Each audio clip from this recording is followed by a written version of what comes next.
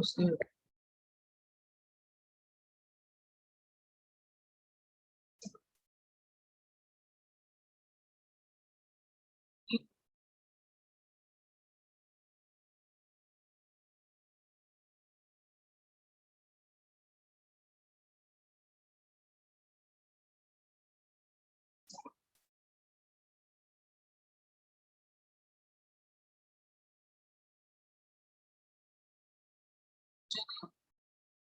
ठीक है, ठीक है।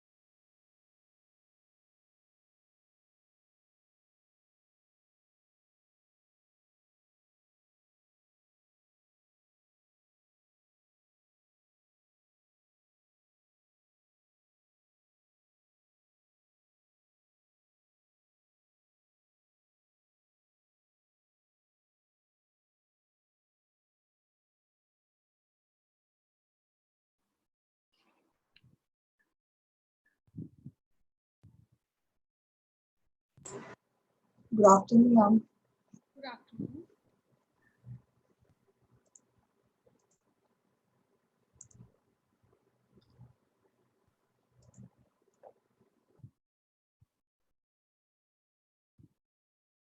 We'll wait for another 2-3 minutes for everybody to join. Yes, ma'am. Ujjwala, has everybody submitted the assignment? Ma'am, SK Dutt sir, he is not only submitted because I think he lost his mother. Yes. I'll just get in touch with him. So, No, I lost you in between when you were. yeah, sir, ma'am, Dutt sir, he lost his mother this week. Oh, okay. Only he has not submitted. Rest everyone has submitted. Okay. Because there were 3 names that you gave me who have not submitted. Out of that, Aishwarya has submitted. Anuja also has not submitted, but she said to me. Is it my internet connection or is it Ujjwala's internet connection? I would say it's from Yesterday she was supposed to submit, so I'll just check out that. Rest, I think everyone has.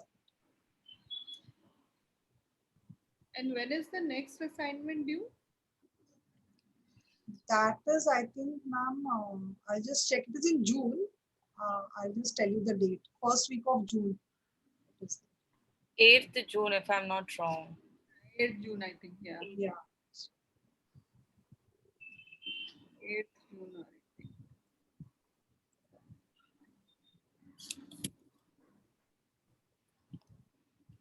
Because I'm supposed to complete this this course by around 20th of June, they are telling me. They are telling us. Yes. And I think around 8 more lectures will be required because I think 2.4, so another third and the fourth. So, ma'am, on the 8th June, we have our group presentation. You have the group presentation, so one lecture will go in that. Yeah. So we will need, I think, 1 or 2 more lectures. Let's see how. Today I plan to finish this 2.4. Let's see how it goes.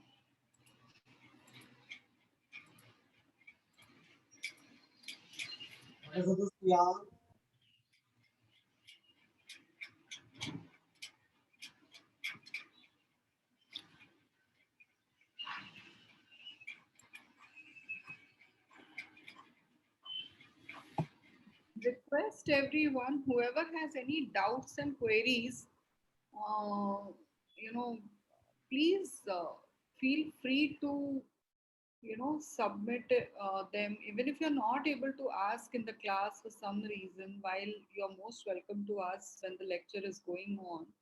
But if for some reason you're not able to, then please submit your queries to Ujjwala.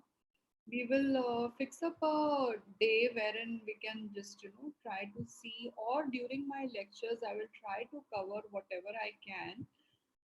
Because your exams and all, also you will not have much time between the course will finishes and when you will have your exam. So my request to all of you is, don't keep it for the last minute. Am I audible? Yeah, it's fine. Yes, yes. Don't keep it for the last minute pending, because strategy is not something that on the last day, if you try to see in last 3 days everything, then it will be too much for all of you to assimilate and absorb and then reproduce also. So I would request everybody, as we go, as we are going moving forward, please, because every time now, like last time there were few models that we discussed, today again we are going to discuss models. So there is going to be a lot of information that will come your way. So I don't know how many of you are doing any homework or anything like that. So, but please, though I can make out from the pulse of the class, but if you're not communicating, if you're not putting your videos on, and if you're not communicating, then it will be difficult. So, my advice to all of you is that please do that. Okay. So, anybody wants to say anything? Any questions? Anything?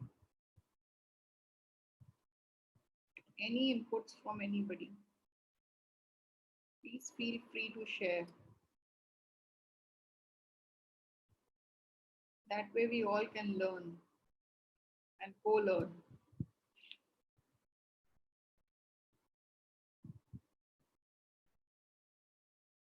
Nikita, are you able to understand what is going on in the class? Harshada? Yes, yes, ma'am. Yes, Harshada, are you able to understand what is going on? Sally, yes, ma'am. are you there in sync with the class? Yes, ma'am. Yes, ma'am. Thank you. So we move forward. Today we are going to do strategic analysis and choice, in which we are going to understand what are small business units. We are also going to see the type of strategies. We are going to evaluate the business strategies so there are various kinds of strategies which are available. We are going to see what all kind of strategies can be used, are there available, and also evaluate them and choose them and see which one helps to seek a sustained competitive advantage over a period of time. So that is what we are going to do today. So, strategic business unit.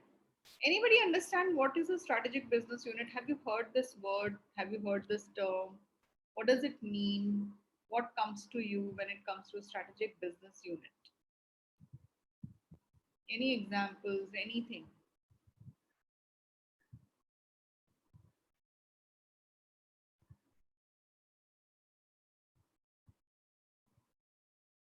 Okay, no idea. Okay, so, yeah, is anybody intending to speak? Strategic business unit. Okay, so strategic business unit is nothing but a, I'll start with an example. Say for example, you have Hindustan Lever. Okay, now Hindustan Lever has whole lot of products under which comes under Hindustan Lever. Can you name few products which come under Hindustan Lever?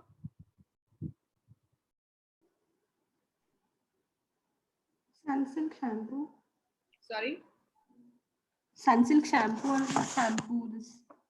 it has shampoos, it has your close up is there, Pepsodent is there, your so many Soaps, washing powder. yeah, Yes. food, beverages are there. Your Lifebuoy, Lux, Ren, Wheel, your Pepsodent, Sunsilk, Clinique, Brook Bond, your Kisan ketchups. Ma'am, I think, ma'am, Pons is also there, right? Sorry, Aishwarya, sorry, Pons, Pons is also under Hindustan Unilever, right? sponges, Pons, Pons. Ponds ponds. powder. Yeah. Ponds. Yes, yes, yes. Quality walls, everything is there. Sorry.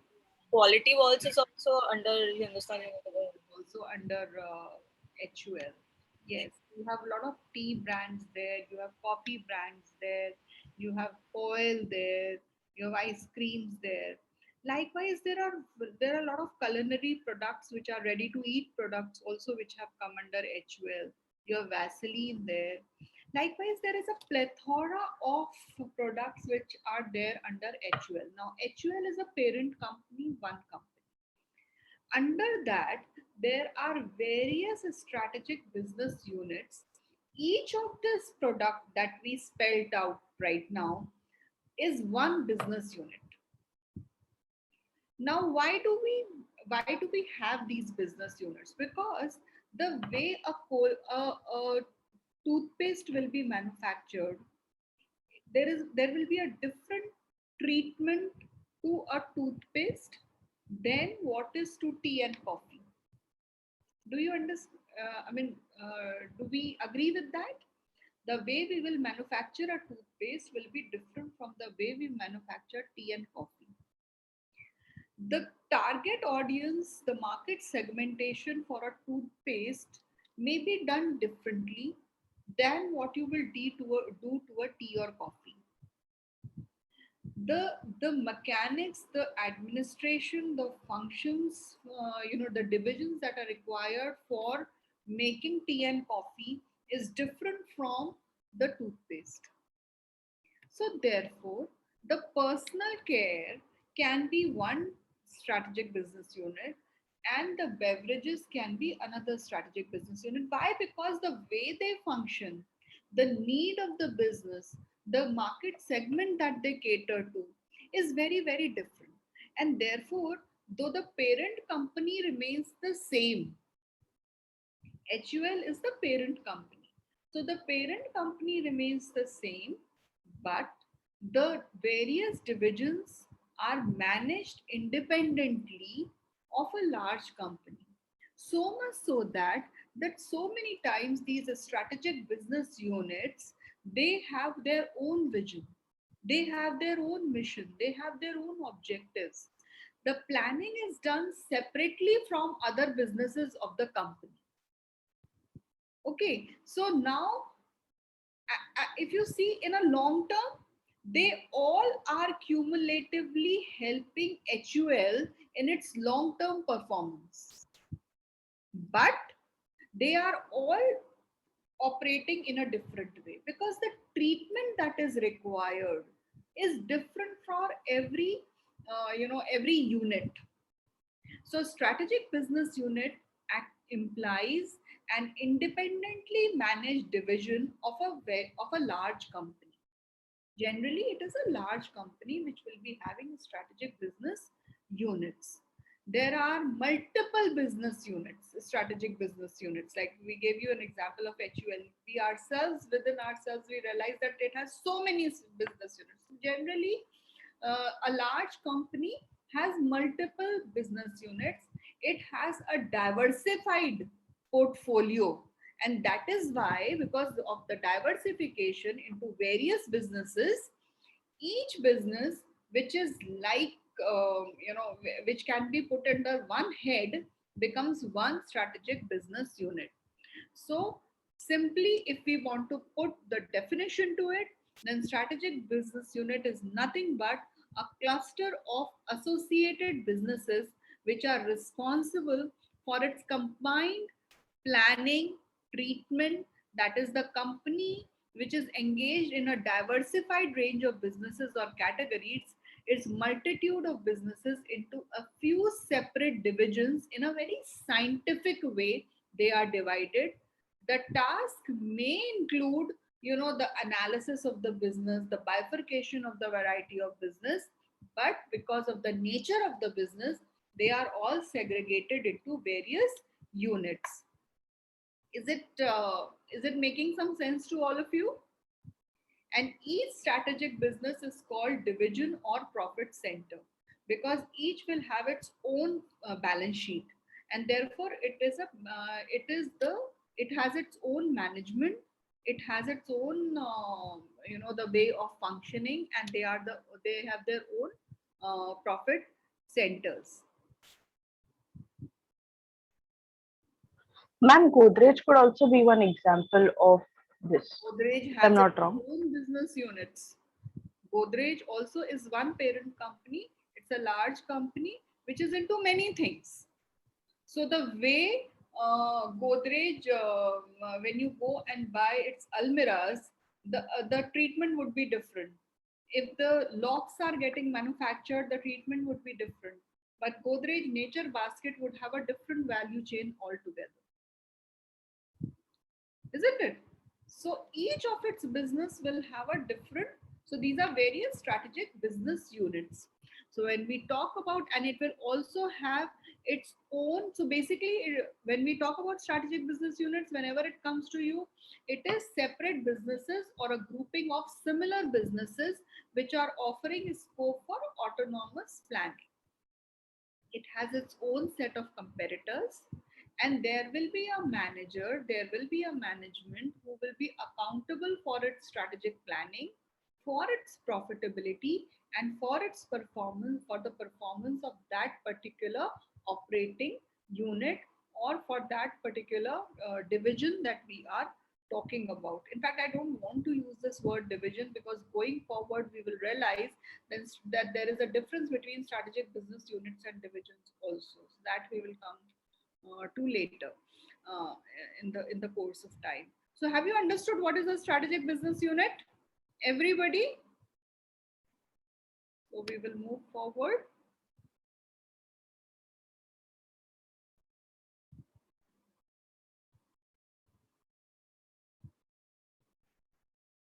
So if we talk about the purpose of SBUs, it is basically to decentralize the initiatives to smaller units within the corporations. So SBUs can pursue their own distinct strategy. We have done this to allow corporations to vary their business strategies according to the different needs of external markets, and to encourage accountability. Each SBU can be held responsible for its own cost, revenue, and profits. Is it clear? Okay. So now we are going to see our first model of the day, and this is known as Ansoff matrix. So when we talk about Ansoff matrix, now we are going to see various models once again, which has various strategies. So these are also certain strategies which we adopt in various, various scenarios.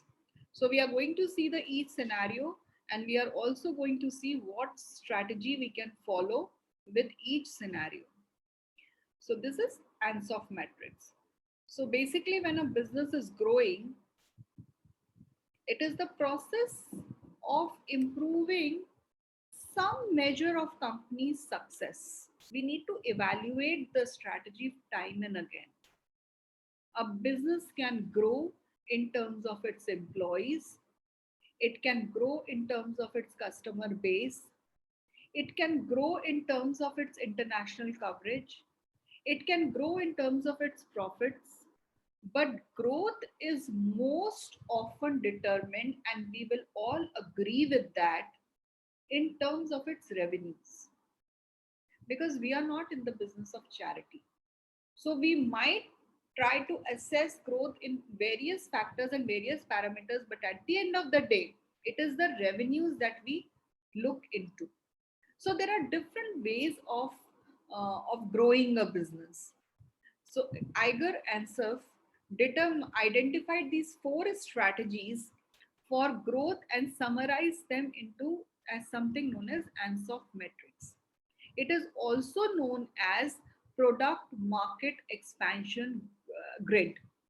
So you have products in your on your x-axis, you have marketing segments on your y-axis. So it is also known as product market expansion grid. Now what it does, what it does is that it allows the managers to quickly summarize these potential growth strategies and compare them to the risk associated with each one of them. And the idea is that each time you move into a new quadrant, either horizontally or vertically, the risk increases. Each quadrant of Ansoff metrics will be, now we will be looking into it. Now, first, for example, we look at market penetration. Now, what is market penetration? As you can see on the screen, when it comes to market penetration as a strategy, we are working on existing market segments and with existing products. Existing market segments, whatever we are targeting, and existing products. But what we are doing is, with my existing market segment and with my existing product, what do I do to increase my revenue? For example, Coca-Cola. If you take Coca-Cola, you know what is it's a soft drink. So if you want to sell more of companies Coca-Cola, which is an existing product, the product has been there since ages with us. So if I want to sell more of that product, it's an existing product in existing market. So for example, we are talking about Indian market. So what do you do to penetrate, to grow the customer base in the existing market? What do you think a company can do? It's an existing product in an existing market. Say for example, it is Coca-Cola. So what can you do? Or any soft drink for that matter. It may be Pepsi, it may be any drink that you have. Existing market, existing product. What strategies can we have?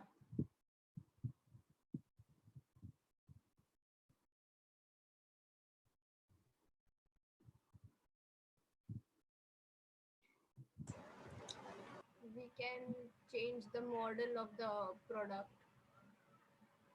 Change the model of the. So we are working with the existing product.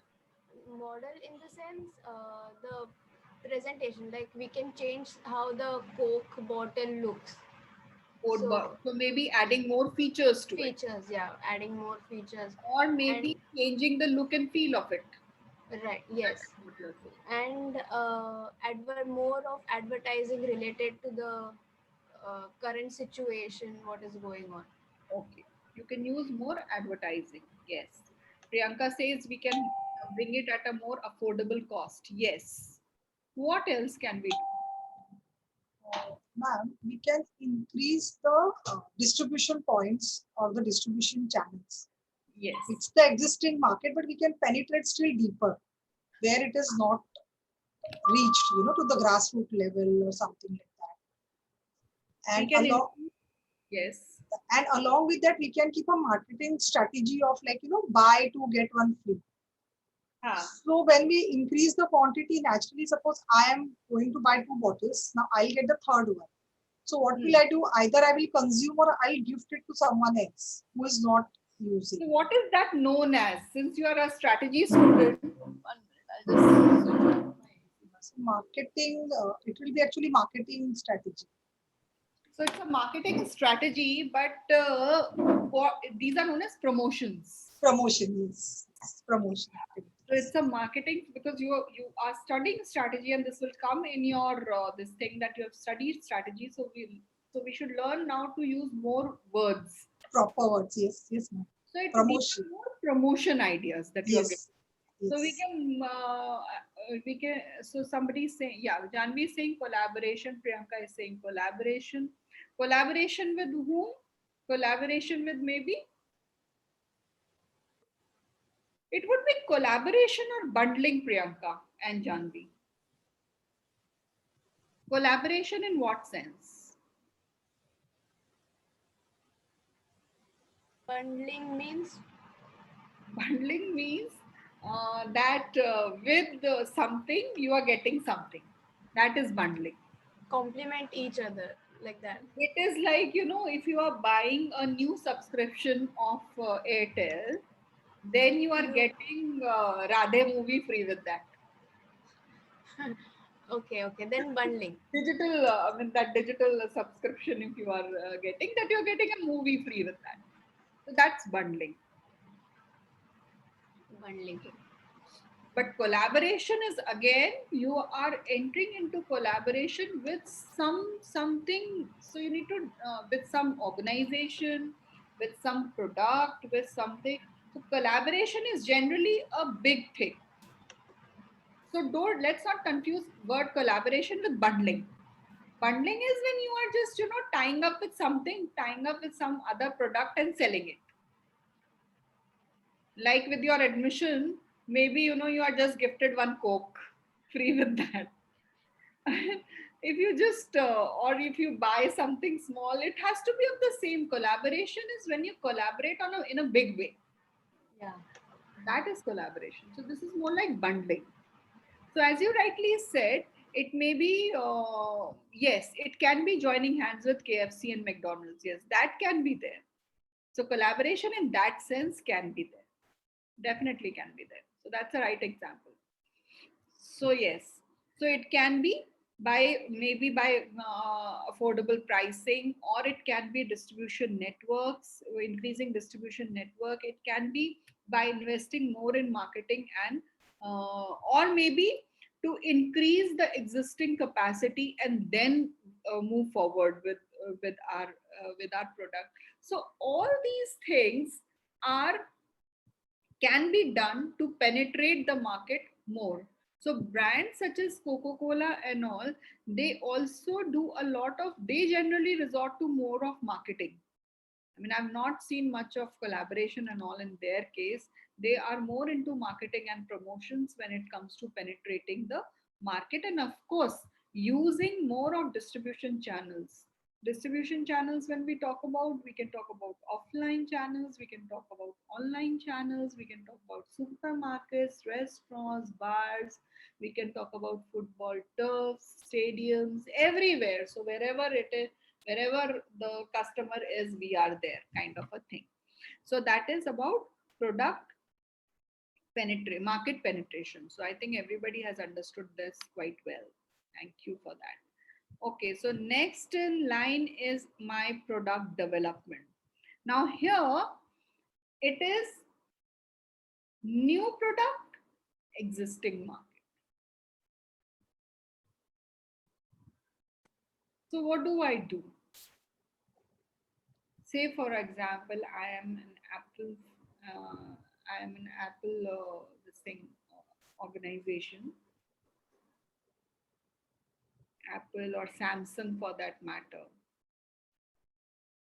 New product, existing market. What do I do? What kind of strategies can I have? Maybe research and develop something new to the clients. That has been done. So it is a new product now. So new product, existing market. How the strategy followed would be product development. If it is a new product, existing market. Like we keep every year, we keep coming up with new versions of phone, new versions of laptops. It's a new product, but an existing market. So we will do product development. So what would we do to that? Ma'am, we add more features, just like phones that they get new models, they have different new features. Yes. Like 32 megapixel that turns out to be a 64 megapixel, then it has front camera and All those kind of things. Yes. So adding new features. So other examples could be, your it will be heavy research and development. That will definitely be there. Heavy research and development. Product development is about adding new features. So every now and then, just to create the excitement, just to retain the excitement, what are these companies doing? Every now and then, with small things, I really can't understand what is the difference between iPhone 11 and 12 and whatever is going to come next, or for that matter 8 or 9. I mean, if I have to upgrade, I might as well go for 10 also, 11. They all look same to me, with little features. Of course, people who are really into gadgets, they would be knowing the difference. But with small things, they do create a stir in the market. Every now and then, it's a big launch that takes place, and people do upgrade their phones. So it is a new product, existing market. And Yeah. then we can also increase the awareness about the new product or the new feature that we are updating. So they would understand ki, this are the new features which iPhone 11 doesn't have.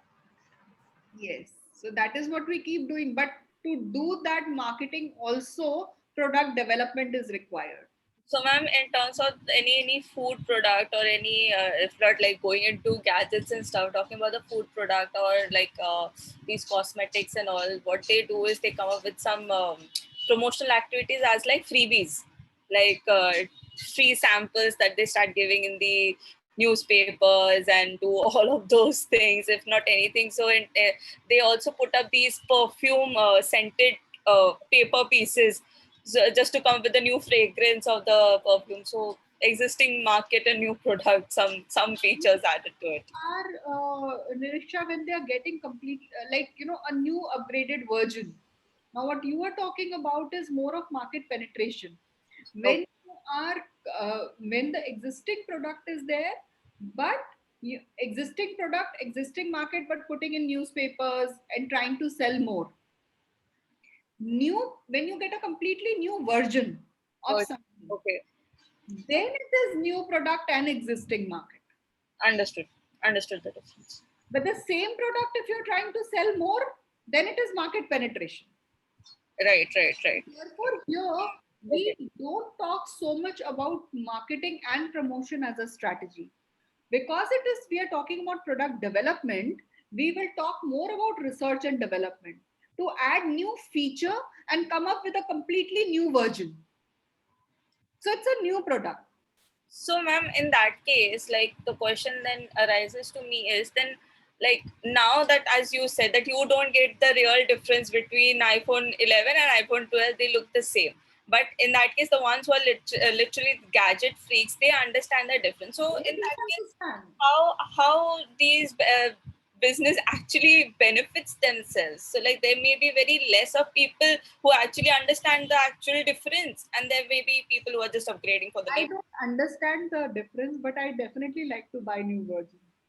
Yeah, that's what, because like I myself, I'm an Apple user, so I understand how they have changed the things, but other people are like, naya aa gaya na to le liya. Yes. So most of us are doing that only. Naya aa gaya to le liya. Naya aa gaya to le liya.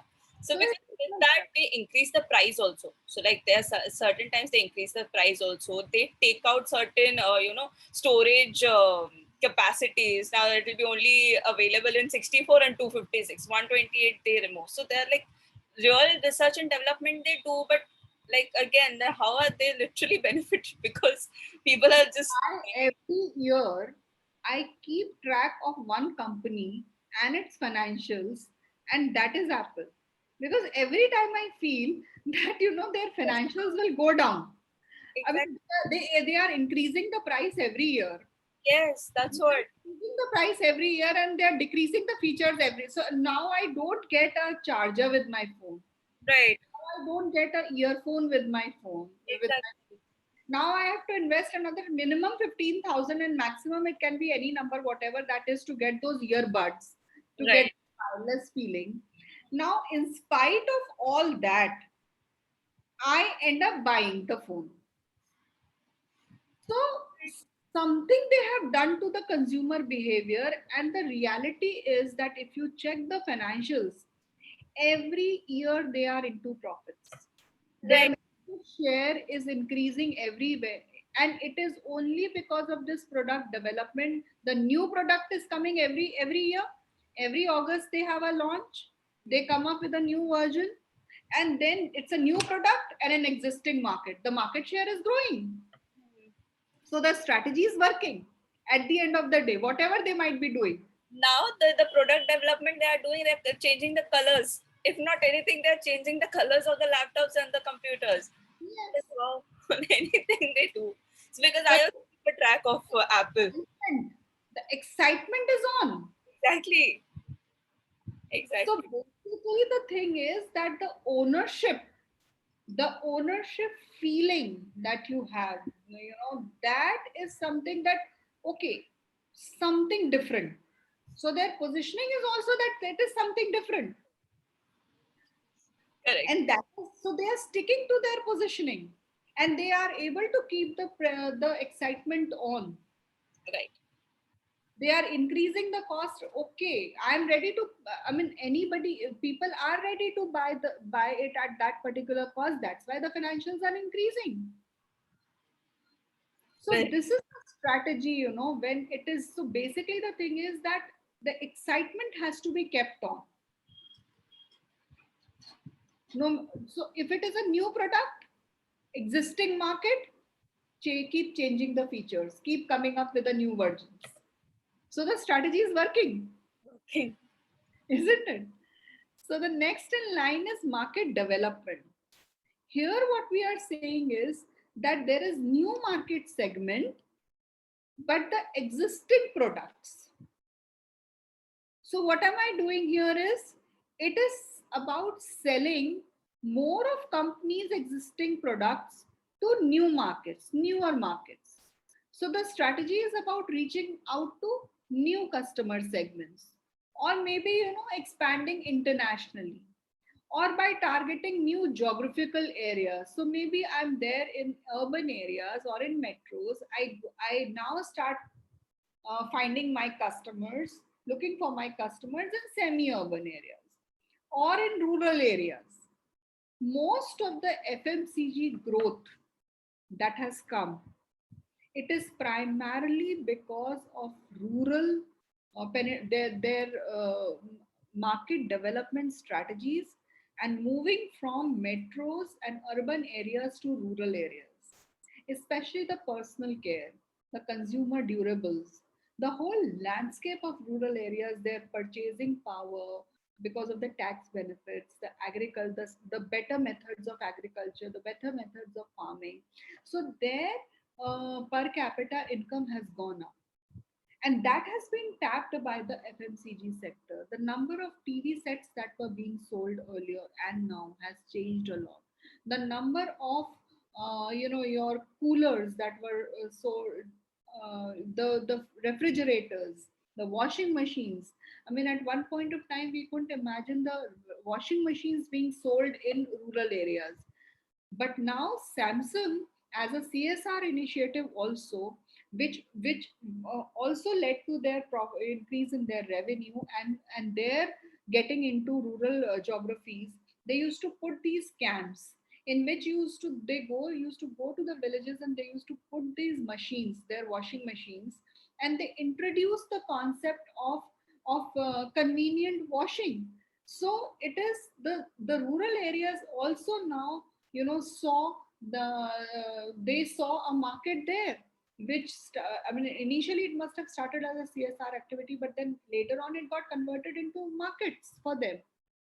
So that is market development. If IKEA has come to India, what is it? It's moving to another geography. That is again market development. So existing products and new market segments. Anything anybody wants to say? The whole Chinese products that we see, what is it? It is all market development. From their market, they have now reached all over the world with their products. That is nothing but market development. So that is market development. So that is a strategy.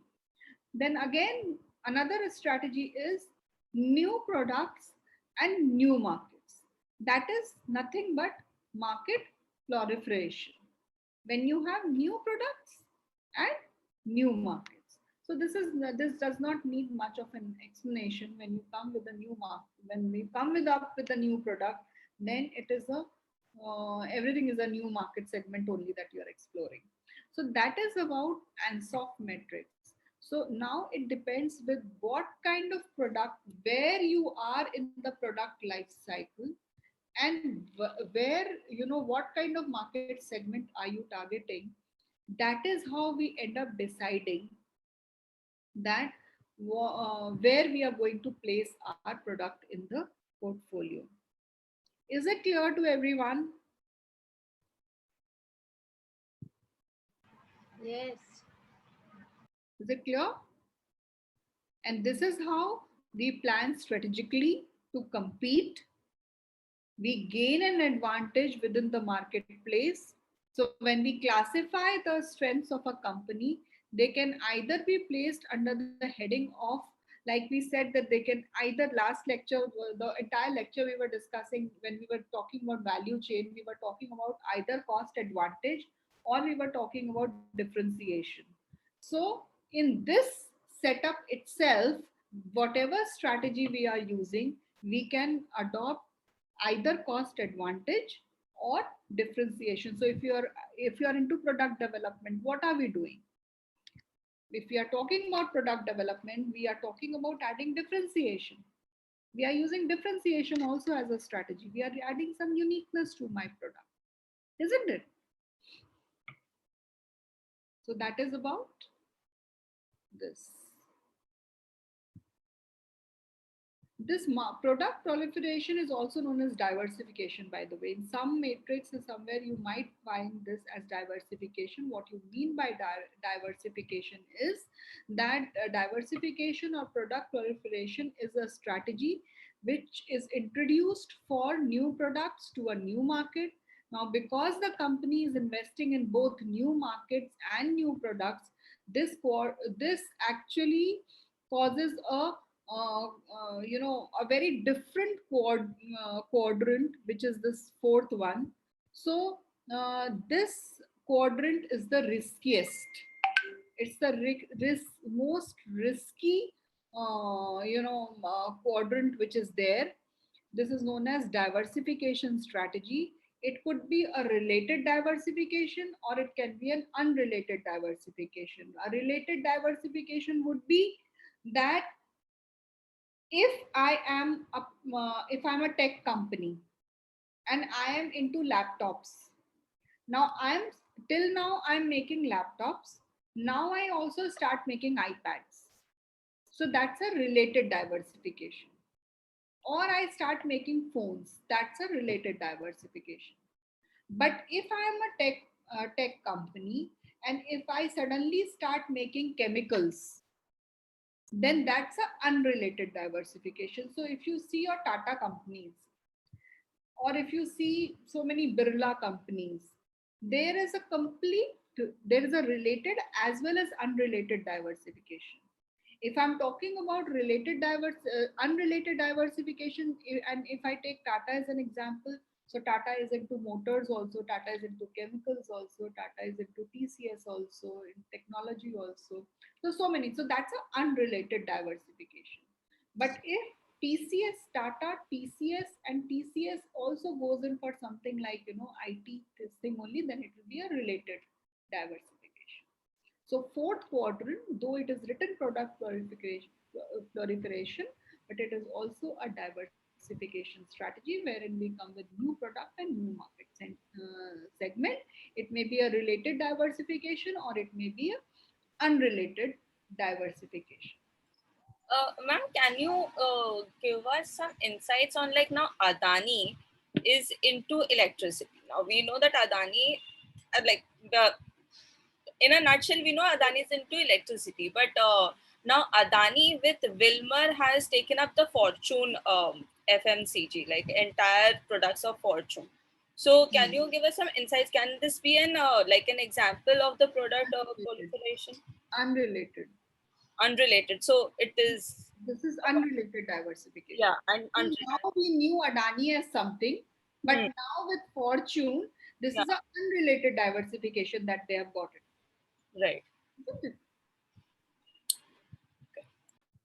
So this is a completely new market, and they will be catering to new market segment with this. So is it clear now to everybody?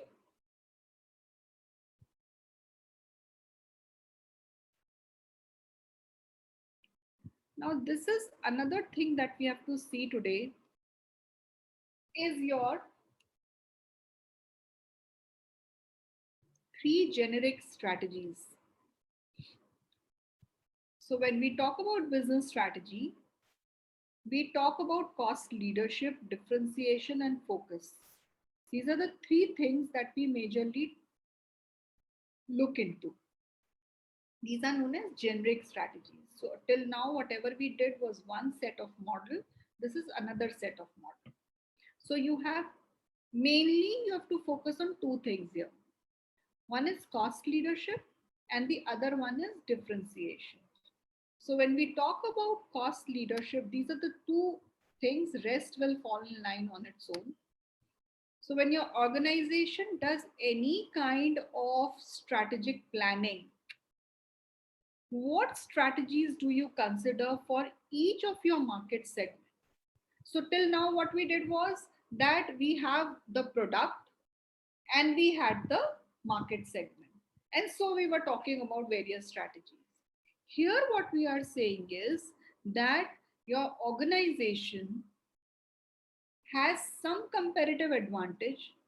Last time we read about 2 competitive. There are 2 ways in which we can, either it's a cost advantage or it is a differentiation advantage.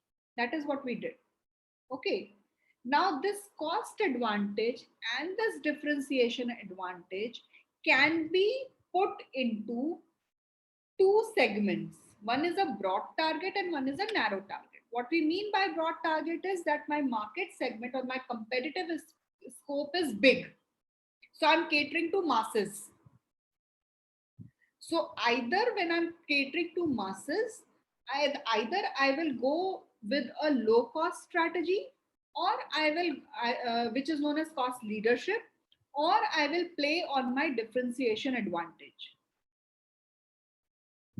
Now, if my competitive scope, if my arena of competition is a narrow target segment, niches is what I am catering to. Broad target means masses, narrow target means niches. So if it is a narrow target, in that case also, either I'm playing on my cost advantage or I'm playing on my differentiation advantage. Because if you see any business for that matter, it will be they only work on these 2 parameters or factors, which are cost advantage and differentiation advantage. If it is a broad target market, then it is a little different story. If it is a narrow target market, then it's a little different story. So now we will just try to see all these approaches and see where do we lie. So it is likely that you may select different bases for competing in different segments, because your competitive atmosphere in which you are competing is different in each segment. And what you bring to the market is different, every time when you are catering to any kind of segment. So the 2 approaches to strategy that we are going to examine are differentiation. When we talk about differentiation, we talk about uniqueness, we talk about some speciality. When we talk about low cost strategy or cost advantage, what we are saying is we are commoditizing the whole thing. We are just making it's like a complete commoditization, assembly line production. We are catering to masses. So that is the 2 things that we are going to see here. Now, in a low cost strategy, the true winner is the company with the actual low cost in the marketplace. For example, if I give you, if I talk about DMart, what is it doing? Low cost, broad target. Is it telling any XYZ that you don't come to DMart? It's for masses.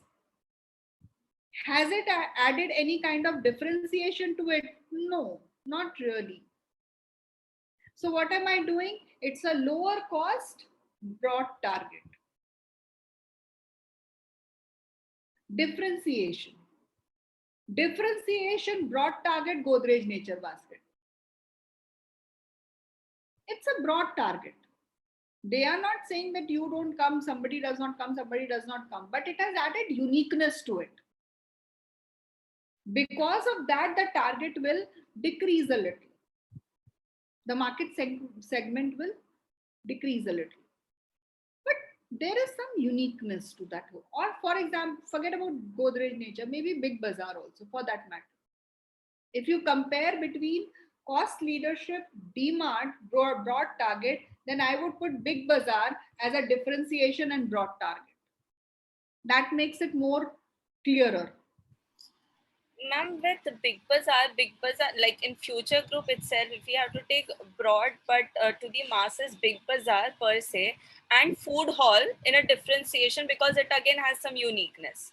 Yes, yes. So we are not right now. I'm not going into that kind of differentiation and segmentation. I'm just trying to take popular examples. This Food Hall again is a very new thing. Not many people know about it. So not new, but then not many people. They don't have lot of presence basically. Yes. Yes. So not many people would be able to. So I'm just trying to use examples which are like which immediately clicks. So cost advantage when we are talking about low cost. So for example, if there are two companies who are making essentially identical products, take a scenario in which there are two companies which are making identical products that sell at the same price in the marketplace. Now the one with a lower cost has the advantage of a high level of profit per sale.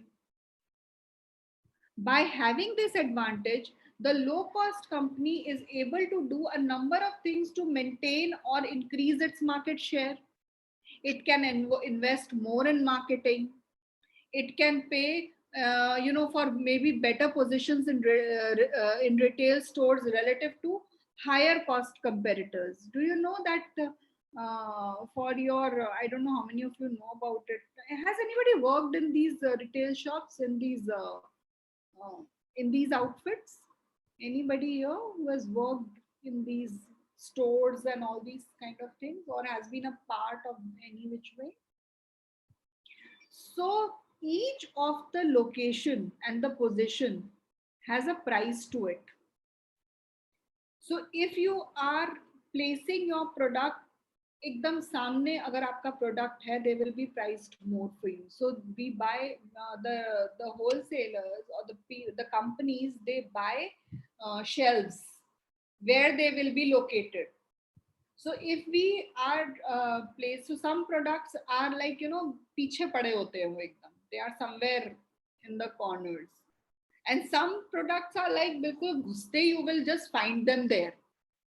So there is a special price which they come at a particular cost.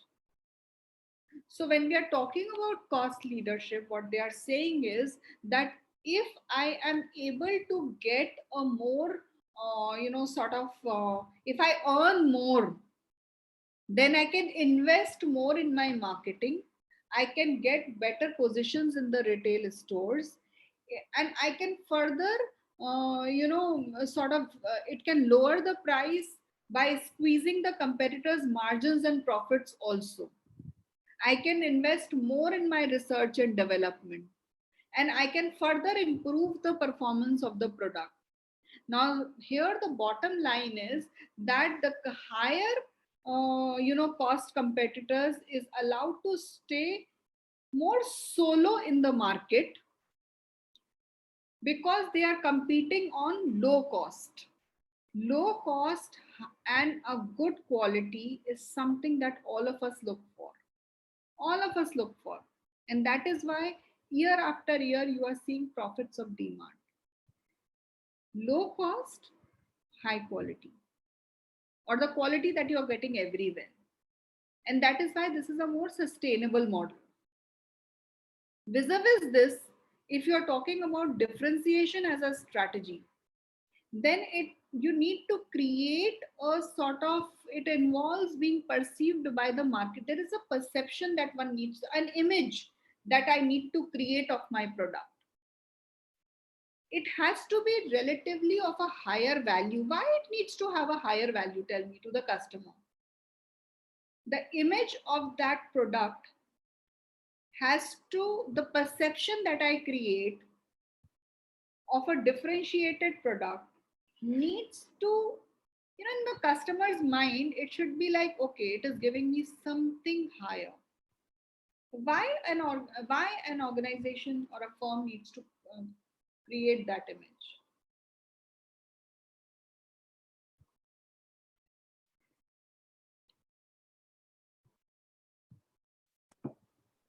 Ma'am, if the cost is not higher, it is like lower, then everybody would go for it. Then how it will be different? See, differentiation means we want to create a niche or a particular type of customers, a class of customers for our product, because it has to be different. So for that, we need to have some category for it, either the placement or the cost or something which is not available easily. So what I am saying is that if I am following a differentiation as a strategy, then why do you think I need to create an image in the mind of my consumer? Why I need to create? I need to create an image in the mind of my consumer that I am better than others. Yes. There is a higher value in me as a product. Why do you think when I'm following a differentiation strategy, I need to create that higher image? Why? Image has to be created. Yes, yeah, image has to be created. Better and you are getting something better.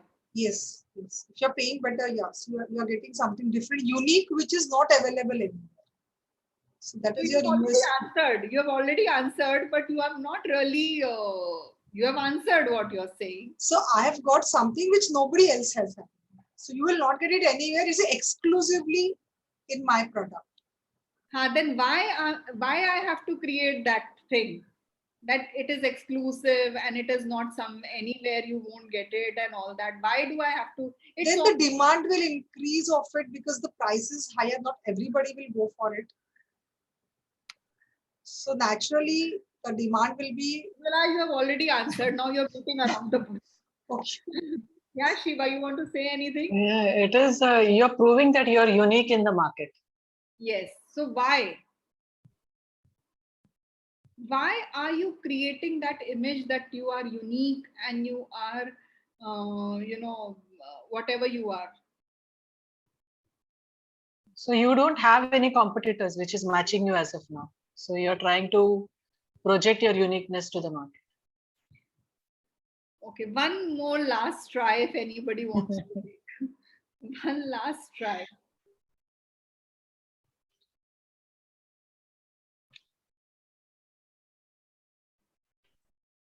Yeah, Sally, anything. Say, for example, if you're going to Adidas store, okay, you're going to Adidas store and you know that this pair of shoe in a Santa Cruz market, maybe you will get at a very sasta price, at a low price.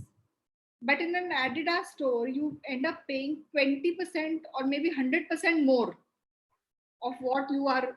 Even for that matter, Adidas and Reebok also has a price difference.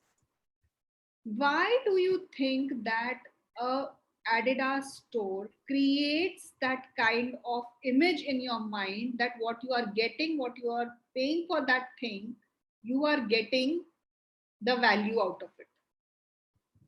At 20,000 rupee for a shoe, I mean, maybe because of the brand. their goodwill will increase, will get higher. Yeah. The brand ownership is what Ujjwala writes. See, the answer is very simple. Actually, Ujjwala ne already bola tha, but we didn't listen at that time, and she herself didn't know what she's saying. So, it is by differentiation and by that image. That image is creating because I want to charge a higher price. I want to convince my buyer that whatever uniqueness I'm selling to you, it is for you, and you are getting a much higher value for what I am selling you, because I want to charge a higher price. And Ujjwala, you actually said that, but you yourself didn't register what you are saying. I want to get a more higher price for that. Who will give, if I'm not able to create that thing in a buyer's mind, then how will anybody buy my product with 10 when I'm charging, maybe 50% more for the same thing? If you buy a cream, which you put on your face, now that cream is available in Andheri market near station also. The cream is there at Patanjali store also. And the cream is in Shoppers Stop you will have so many brands, in West Side also it is there at various price points. These creams are available, moisturizers or whatever you call them, they're available at various price points. Why should I pay more? I'll give you an example of Forest Essentials. Forest Essentials has, I think, in Indian, talking about Indian market, it is one of the brands which is selling its products at any price. Yeah. A small thing, they are charging anything for it. The same thing, if you buy, they have one product. When I went to Kerala in one of the Ayurvedic centers, the same cream which they are selling for, I don't know, for 4,000, 5,000, just 50 grams or something, 100 grams, I don't know, that small thing. I didn't even check what was the quantity like. It was some very small thing that was available, and they charged me some 4,000, 5,000. I don't know what money they were charging me. The same thing in the Kerala Ayurvedic Center was available at 200 rupees and a much bigger bottle. And it is an authentic source, and I know that. I checked the ingredients, they were same. I came back to Mumbai and I will still buy the same thing. Why? Because the brand has created an image in me, in my mind, that I'm ready to pay that price. That is what differentiation does.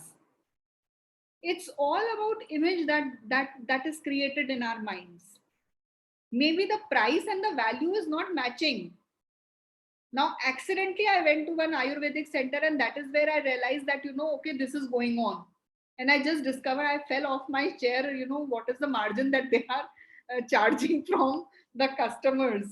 Of course, they have a big showroom in Juhu and on airports, and you find them at all swanky places now. And they never put sales. They are never on sales. Even if the entire Nika is on sale, the Forest Essential products are not on sale. So, and that is also their way of creating a uniqueness in our mind that we will never come on sale. So, these are the differentiation strategies which the companies actually resort to when it comes to selling the products. And they work because they end up creating a particular image in our mind. And what is cost focus? When the same low cost thing is sold to a narrow target, it becomes a cost focus. When the same differentiated product is sold to, not same product, but for example, Louis Vuitton. Louis Vuitton is not available, it's a narrow target. Completely differentiated, they have created some uniqueness, some leather, some whatever they are doing to their bags. But sold to a, when I went outside the Louis Vuitton showroom, I realized that there was a queue. Now I was wondering, the entire showroom inside is vacant. Why is there a queue outside? I think it was Dubai or Singapore where I was like, two people inside the showroom and they have a queue outside. So it was because they wanted to create some customer experience inside the showroom, that not more than two or three people inside the showroom. We want to just keep it for them only at that particular time. So there was a queue outside.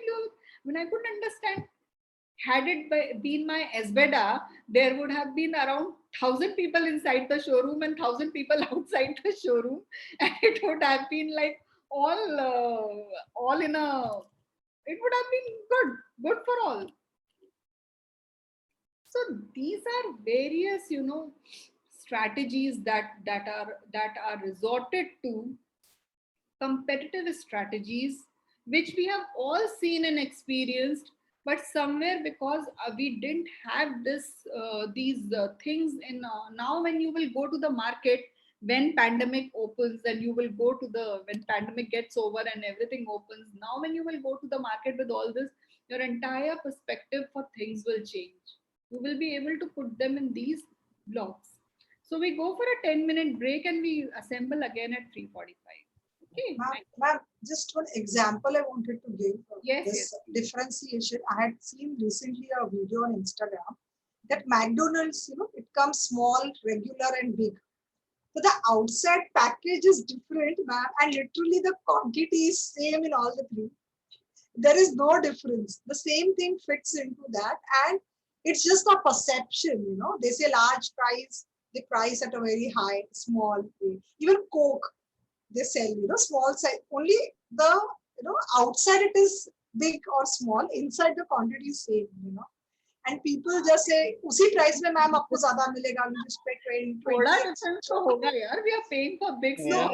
no ma'am, I've seen the video. वो उसका आप shape देखोगे ना, the price का, it is a paper bag for small, medium के लिए it is from inside, it is totally folded. Well, I think you do your own research on this today. Buy medium, small, and big, and then They can't do that. Just for this reason, what I do nowadays is whenever I take a drink, especially at Starbucks, when I do this, I take it without ice. So हाँ, ice का quantity बहुत होता है. That is there. So I do that. If I'm buying a grande or a venti without ice, at least I get some quantity for it. This is all marketing strategy. Now what we will do is I will buy big, small, and medium, and if there is any difference, you are going to pay for the diet.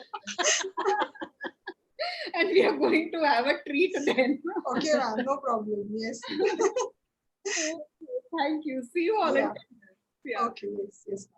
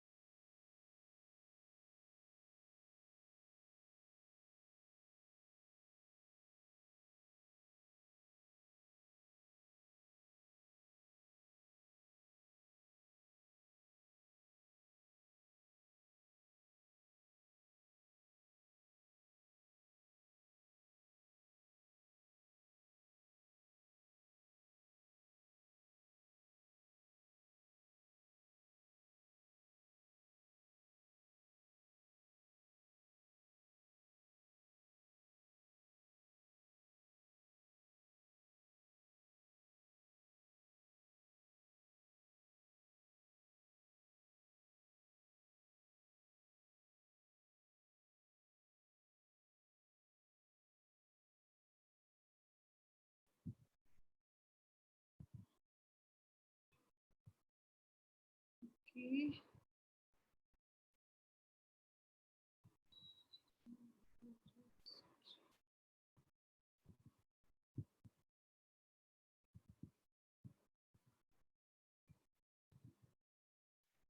Welcome to this webinar.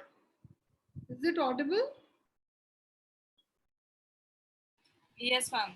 It was. Of competitive strategies of Michael Porter. My name is Pepijn Schoenmaker.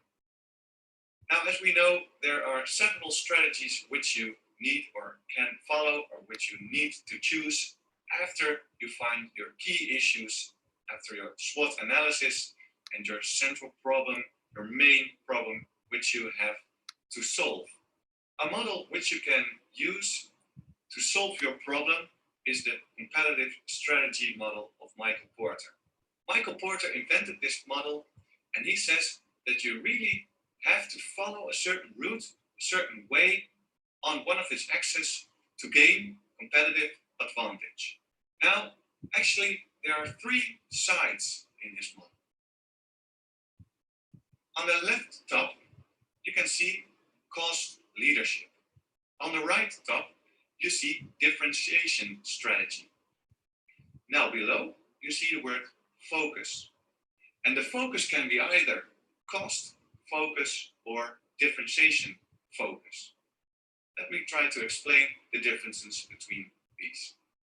First of all, cost leadership. As the word mentions, you are an absolute leader in cost, efficiency, and cost. You really take the costs for the end user as a sustainable competitive advantage. You try to produce your products at the lowest costs.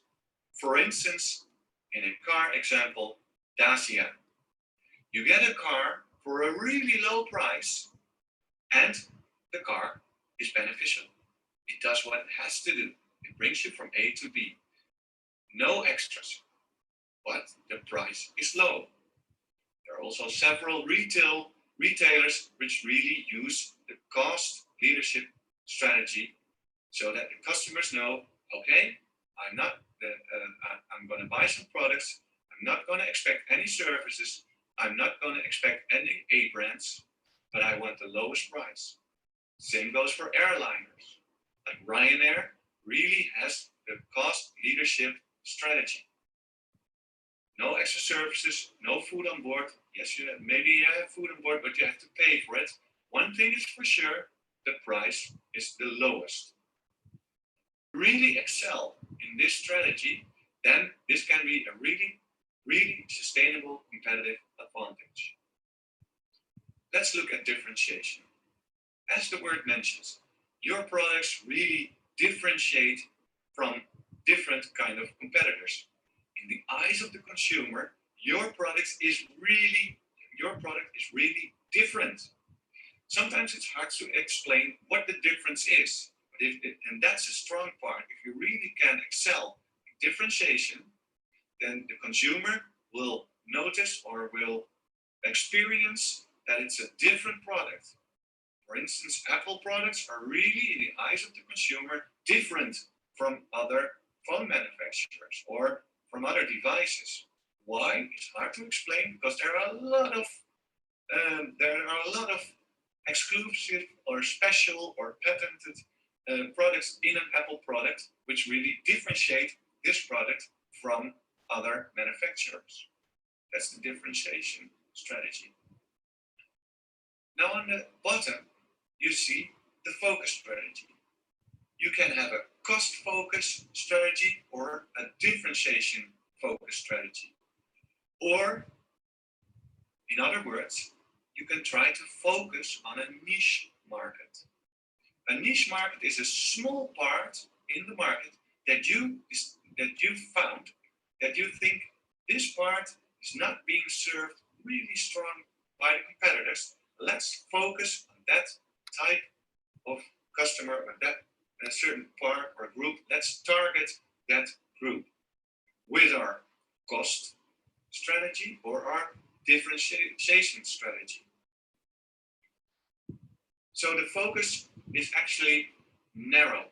it's a narrow, it's a small part of a certain segment that you found, and by focusing on these type of customers, or by focusing on this group, you distinguish yourself from the competitors. A lot of competitors want more, want big, want everybody, or as much consumers as they can. Whilst the focus strategy has a certain part of a group. The group is not so big, but it's big enough for your company to run and big enough for your company to focus on. Now later, in several textbooks, there also was a certain strategy, which is good or bad. Let's leave that in the middle, which is called stuck in the middle. Especially in Holland, we know that we have consumer groups that are interested in both. They want and the lowest price, but also as much as they can in quality or whatever, or a special product. Now we know that that's not possible because Michael Porter says, no, you have to choose. Or you are a cost leader, or you have the differentiation strategy. And you cannot be in the middle. Then you are stuck in the middle, which is a typical strategy problem. There are certain companies which do really well by being stuck in the middle.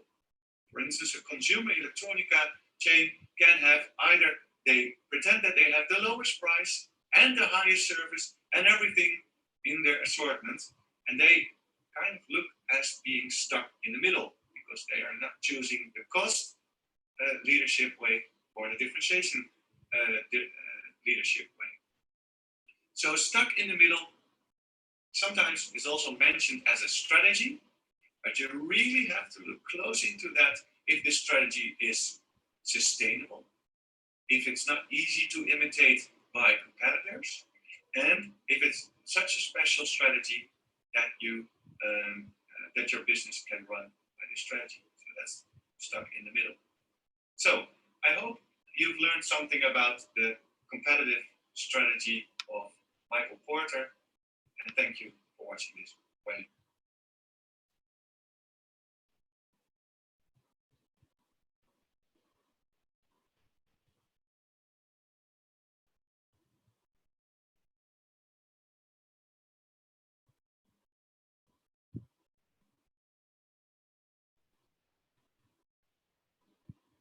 Okay. So I think this just sums up whatever we have done. Is everybody, I won't say clear, but does everybody have some idea about what we are doing now? Fairly? Do you have a little idea, dear, of what we are doing, Nikita, Harshada, Irene? Janvi, are you there? Yes, ma'am. So do you have an idea about what we are doing now? What we have done till now? Yeah. I think this video just encapsulated everything, whatever we have done. Yes. Yeah. Is anybody saying anything?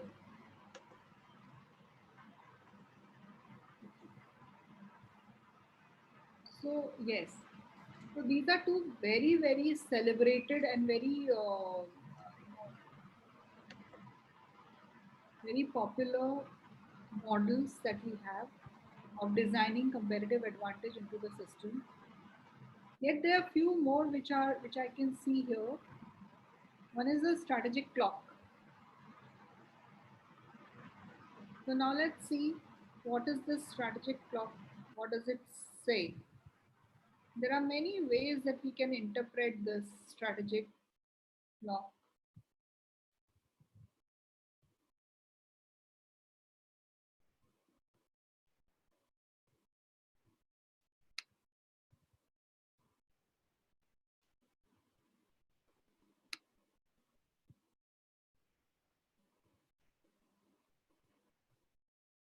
This is also one of the, I will just get back to one slide. So you will have a little idea of where we are. So this is what we are doing. SBUs These are generic strategies. So we did cost leadership, differentiation, focus. Now we are doing strategic clock. And somewhere we are going to do these interactive strategies, but these are going to be done in a very, we generally end up using these. So we are going to have more focus here, but I will definitely introduce you to these also. So we are here on strategic clock.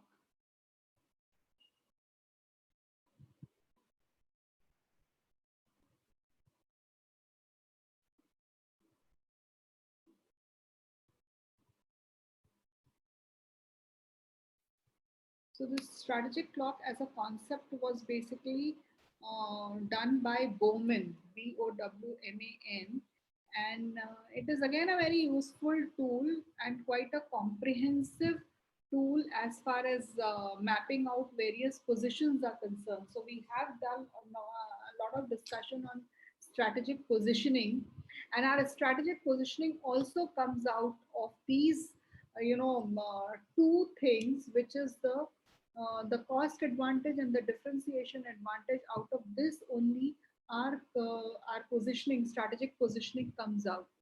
So when we talk about strategic clock, it is again a very comprehensive way of strategy tool which is there, and it provides various options which are available for positioning our products or services within the marketplace.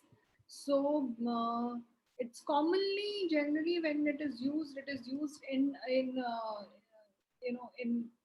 in conjunction with Ansoff metrics and Porter's generic strategies, which we just did. So when we use these two along with this, we use a strategic clock. So there are various strategic clocks which are available, but we will just stick to what is available here. By and large, there are, though here we see very few options. I really don't like this diagram so much, but I will give you an idea as to what this is all about. So on the y-axis, we have the perceived product and services benefits. Perceived means how you look at things, what image you have of the products and services and the benefits that it provides. So on the y-axis, we have perceived products, perceived product and service benefits, which actually gives you the perceived value in the eyes of the customers. So what is the perceived value of the product and services in the eyes of the customer is what comes on the y-axis. And on the x-axis, of course, we have the price. And now let's see how we see the positions of it. The number one position of it is this low price strategies. Now here they have only given one block which talks about low price strategies. But in this low price strategy also, there are two things to this. One is that you have low price and then you have low value added services along with that. So low price and low value added service. And then the second position within this low price strategy is the low price strategy in itself. So the position one in the low price strategy is low price and low value added products. So this strategy would be more like quantity selling, when you are just selling things as a quantity, and the products or the services are low in value and the price point is the lowest possible whatever one can think of. So the combination makes it the least competitive area on the strategic clock. So when we talk about the strategic clock, low price strategies, and in low price strategies also, there are two positions. The number one position that we have is low price and low value added products or services. This is the least competitive area, because here we are the benefit, the perceived value is also lowest, and the price point is also the lowest possible. Maybe your ration shops that you have. So the least value and the least price is what. So there is no competition there if you talk about the ration shop. So that would come somewhere here. Or you have other wholesaler things, some distribution centers by the government and all that. That generally comes here. Then you have your low price. In the low price strategies only, you have low price. So as the name suggests, this is a strategy about becoming the lowest cost option for buyers in the marketplace. So whatever your marketplace is, there would be some place which offers that particular product or service at the lowest cost option. So that becomes a low price. So you have low price stores, you have low price shops. So all those low price stores and shops that you have, they come under these low price strategies. So it's a strategy that can have a low margin. So they operate on very wafer thin margins, is what they call the wafer thin margins. So the process efficiency and the cost reduction, it is key for it being very successful. So when we saw the value chain analysis, when we in the last class, the process that we saw, that process has to be extremely efficient in such a way that the cost is minimized. There is no uniqueness here. It's playing more on cost advantage. It is playing only on cost advantage. So we are offering the least possible price by having a operations efficiency or a process efficiency, and then only this strategy can be successful. So here with this strategy, when we follow a low price strategy, we are basically aiming for high quantity levels. So it is, you have to sell volumes to get, because the margins that you have are paper thin, and therefore you have to sell a large volume to gain profit. Otherwise you can end up with very low sales and a very low price, which is by and large a very fatal combination when you have a low sales and low price. So it has to be high sales, then only you can have a low price. So that is how your this model works when it comes to low price strategy. The second one is your hybrid strategy. Hybrid strategy somewhere sits between your low price and your differentiation. That is what is hybrid, best of both the worlds. So you have low price and you have differentiation. So it's around ensuring the price is competitive, a little competitive, ideally with a low perceived price from buyers, while promoting the added value aspect of the product. So some little value has been added to the product, but again, the customer perceives it as a completely low price, which the which the seller is giving. So while promoting, they might add some value to aspects to the product. And the success of hybrid strategy, it comes down to the balance between cost and differentiation. Like I said, it's a mix of both.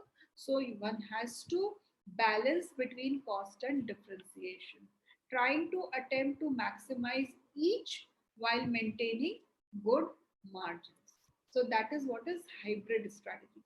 Is everybody following?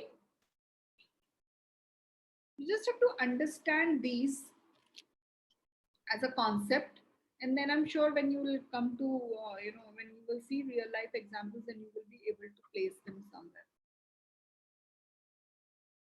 Then all these are alternate strategies. What we saw earlier, these are alternate strategies to them. The third in line is your differentiation strategy. It is where a business focuses mainly on differentiating the product and service from competitors by adding high value, high perceived value to the product. So this strategy has a very wide spectrum from full product diversity through its. How will product diversity be created here?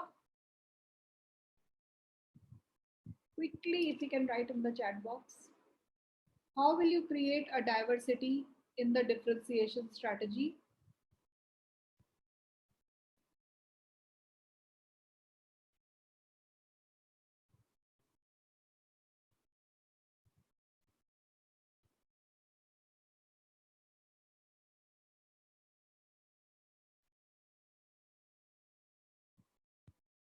How will you create a diversity? Since I'm just introducing you to new this thing, answers remain by and large the same. In a differentiation strategy, how will you create diversity?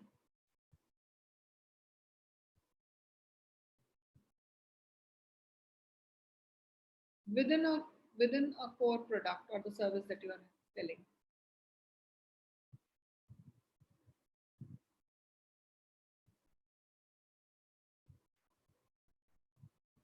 What will you do to the product?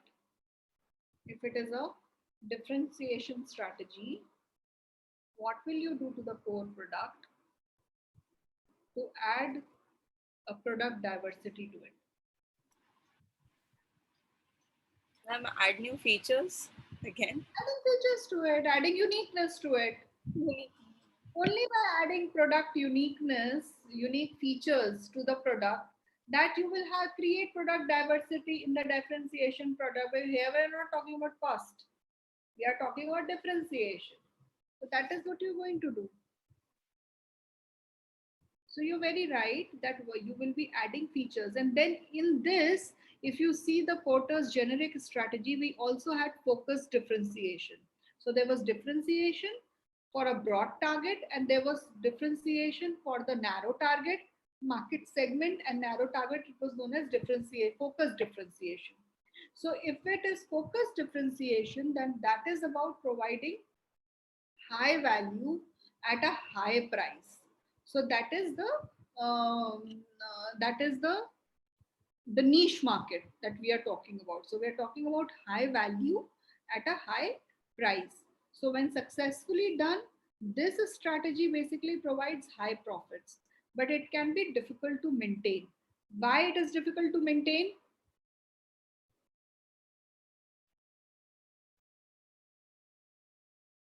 Why it is difficult to maintain? 4 things.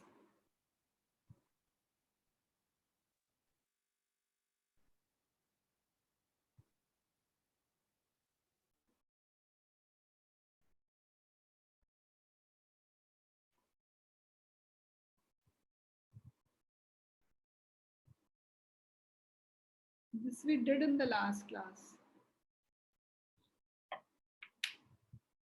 Why is focus differentiation very difficult, most difficult to maintain?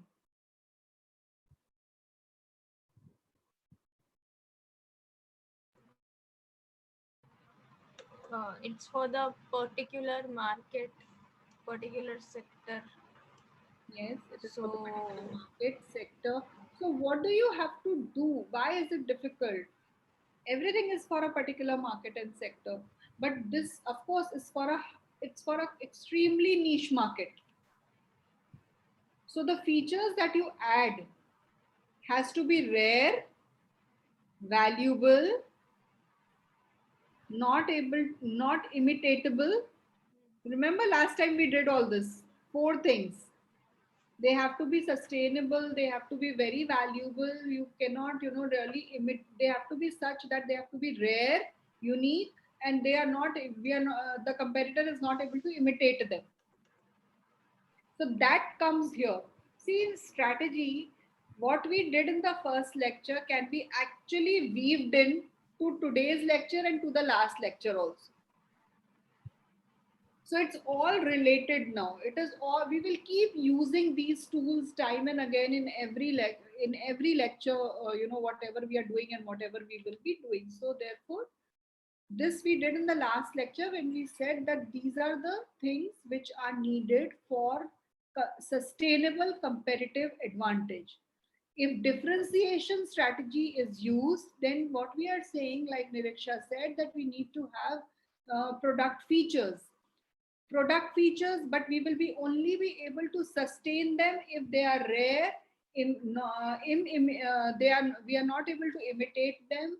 They are valuable, and we can sustain, then only we can sustain that competitive advantage. So therefore, this strategy definitely gives high profits, but then it can be difficult to maintain because you are not in a monopoly market.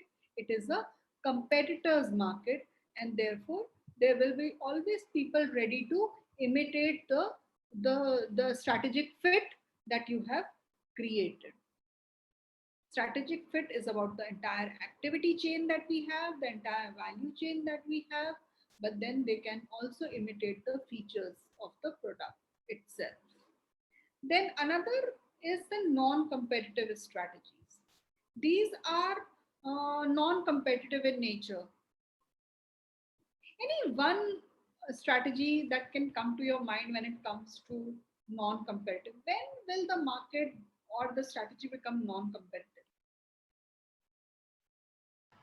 Monopoly होगा किसी एक Yes, company का. very true. Monopoly will be there. Who said this? Janvi. Very nice, Janvi. You really picked up in last 2-3 lectures, I think. So, monopoly, yes, very true. In a monopoly pricing, the single company actually controls the product and the pricing. And so the other factors, such as price points or value or competitors, play less of a factor there. So monopoly pricing definitely is there. Then another non-competitive strategy could be when there are certain strategies which are named as very risky strategies, and you really understand what your options are before you embark upon them, before you choose them. So main thrust of this strategy is to go in with a high price point without any perceived added value. So you're banking on a very good brand in order to pull this strategy off. As often buyers will pay more for a known brand, one that has emotions associated, because brand is all about emotions and faith and trust. I already have a brand for me myself, and then I come up with a product. So if the brand is there, the product will sell initially, and I know that my product does not deliver, will not be able to deliver what I'm promising, still I go ahead with that. So therefore, these are also some very risky high margin kind of a thing, where we come in the market, we take the we do whatever we want to do, and then we just vanish from the scene. These are rarely done. I mean, actually, they should not be done, because then ultimately, why they should not be done? People lose trust in that brand. So the brand value, the brand equity Brand gets value, compromised. yes. The brand value, which has been created at a very high cost, that gets sometimes compromised, and most of the time it's compromised. In fact, if we talk about advertising, marketing, promotion, sales, I always say that if we really want, then we should work on the product more than the advertising. Advertising should only follow once you have a good product, because once you have built in that little trust and people start buying, and if the product or the service does not deliver, then it paints a very, very wrong picture. So these are certain strategies which the strategic clock, it offers. Basically, why we follow this strategy clock as a strategy tool, because it's very simple and easy to understand, and it offers a wide range of starting points, to discuss the strategy, and it is more comprehensive when it comes to dealing with the strategy. But having said that, there are certain disadvantages also of the strategic clock, and one of the main disadvantages is that the lines are somewhere blurred between the clock hands. So it's like hybrid strategy. It says somewhere between low price and differentiation, but then there is no demarcation, real demarcation. So it's somewhere in between.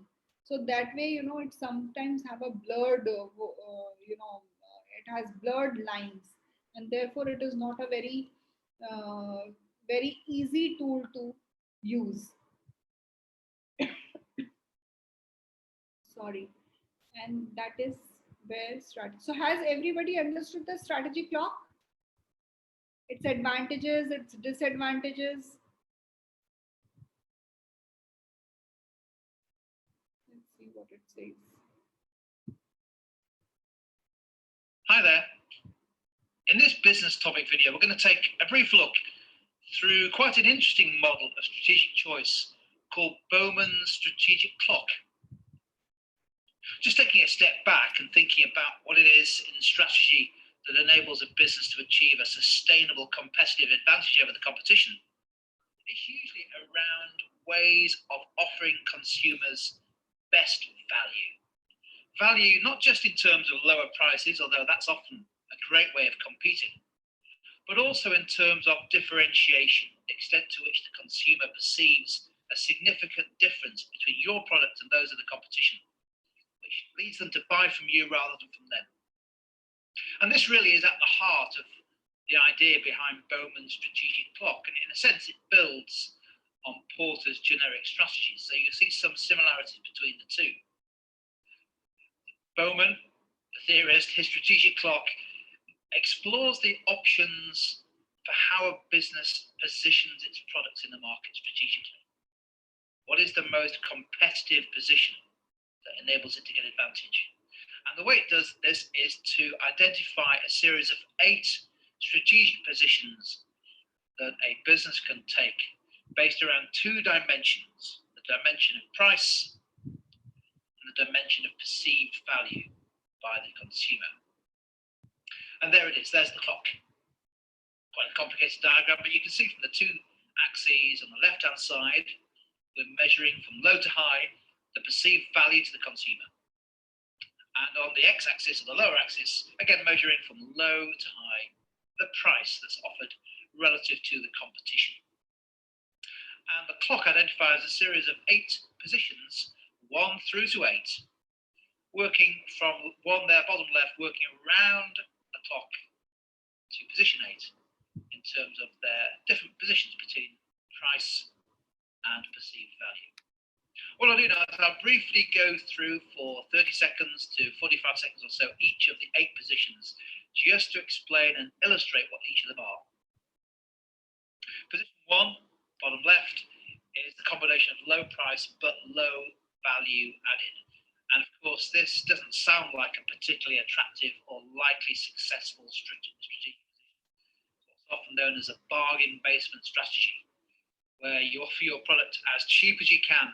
The consumer buys it because it's really cheap as chips. But actually, there's very little perceived value in the product, and therefore, it's highly unlikely that this kind of product or positioning is going to be sustainable for the long term. Somebody else will always come along and try to undercut you with an even lower price than your cheapest chips. Moving around clockwise, position 2 is slightly different here. There is some added value or more perceived value, but you're still trying to compete on low price.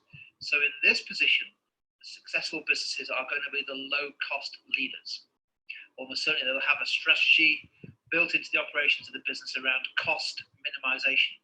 And the business accepts that the margins on each product are going to be low, but if you can achieve economies of scale and get high output, then you may be able to achieve sufficient profits from your operation. We're looking here at businesses that compete purely on price with an acceptable value product, perceived value product. And we often find in these kind of markets, for example, some of the retail markets, that price wars are a feature of competitors trying to win by being positioned in position 2, low price. As we move around the clock, we start to add some product differentiation. And this is what we mentioned when we were looking at Porter's generic strategies, is being a combination of low cost and differentiation as a strategy. It's what's known as the hybrid position, where the position here involves some element of being low price compared to the competition, but also the consumers are persuaded to buy because there is relatively high value added through product differentiation. And of course, this can be a very effective strategy, as we've seen with the likes of IKEA, who offer low cost, low prices, but also some quite distinctive product differentiation in terms of product innovation, product design. As we move around then, we start to move away from low price and we get more towards a strategy you'll remember from Porter called differentiation. Now, differentiation in position 4 is all about simply trying to add perceived value. This is all about branding. It's all about having a good or high quality product with lots of customer loyalty and sold in lots and lots of different channels to gain the most profit possible from this strategy. A differentiation strategy is a classic example of this would be the likes of Starbucks. By no means the lowest price or the lowest cost coffee, but by adding lots of value in terms of the brand, customer loyalty, and the store environment, the perceived value added is very high. The next one is similar to differentiation. In fact, it is differentiation, but what this one is a slightly different approach to price. Here, the product is positioned at a deliberately high price because we're trying to appeal to customers who not only want that differentiation in the product in terms of perhaps quality, but they also want to pay a high price.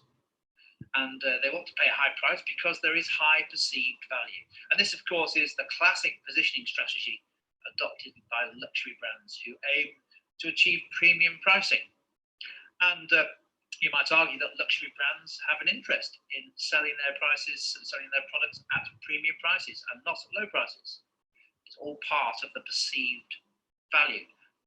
Done well, and lots of high quality luxury brands like Louis Vuitton and others do this very successfully, and they earn very high profit margins as a result. Of course, it's the case, though, that only a relatively few number of products and brands in any market can really sustain this kind of strategy for the long term. One of the risks of pricing high, but perhaps without offering the perceived value, is that somebody else is going to come along with the same value added, but with a lower price. So position 6 is called risky high margins, where price is set quite high, but actually the product isn't really offering anything extra in terms of perceived value. So at this point, this positioning, the danger is that customers go find something just as good at a lower price. Perhaps an example of that might be some of the leisure club or gym clubs who have over the years found it difficult to hang on to their subscribers and their members because of high price contracts that didn't offer an awful lot more than was available for much lower cost gyms or more flexible gym memberships. As we move around to the final 2 positions, it becomes increasingly uncompetitive again. So the monopoly price position is flows from that position determined by economics, where there is really only one player or one dominant business in the market. And economic students amongst you will know that essentially the monopolist can choose what price to sell at, and they don't necessarily have the highest incentive to add value or perceived value to the product or service. You might argue as to whether the Royal Mail or other monopolists like the Royal Mail are adopting this position. The good news is for consumers, of course, is that monopolies like this are usually fairly tightly regulated to prevent the monopolist from setting high prices and also to focus them on delivering more added value. And the last position of the strategic clock is the one to be really on the lookout for. This is a recipe for disaster. It's called the loss of market share position. And basically, this is happening at any stage where a business is offering a product with relatively low added value, but for a price that certainly isn't low, perhaps a price, a middle range or a standard price. And the consumer here really has not got much of a reason to stick with this product because either they can get the same value, higher value, for the same price, or they can get a lower price for the value that's being offered by businesses positioned at position 8. And perhaps you might argue that Tesco is an example of this, certainly in recent years, when it was accused of being stuck in the middle here. It was neither offering low prices, but neither was it adding a lot of perceived value. And you might argue that it was in position 8, a loss of market share, and that was certainly borne out by Tesco's decline in market share in recent years, particularly against the low-cost discount grocery supermarkets. So there we go, there's an overview of Bowman's strategic clock, and it's quite an interesting model, certainly a good one to use as you're considering or evaluating the different strategic positions of different businesses, perhaps in the same market. Key thing to remember in terms of evaluation is that positions 6, 7, and 8 are basically uncompetitive, they're unsustainable, because these are the ones where the price on the bottom axis is too high compared with the perceived value, and the consumer always has a better option or better position to go to. Either they can find the same product with better value for the same price, or they can get the same value, perceived value, for a lower price. So watch out, businesses, if you're positioned in 6, 7, and 8, the chances are your competitive position is under threat. This has been a brief introduction to, and hopefully a useful illustration of, a model of strategic choice.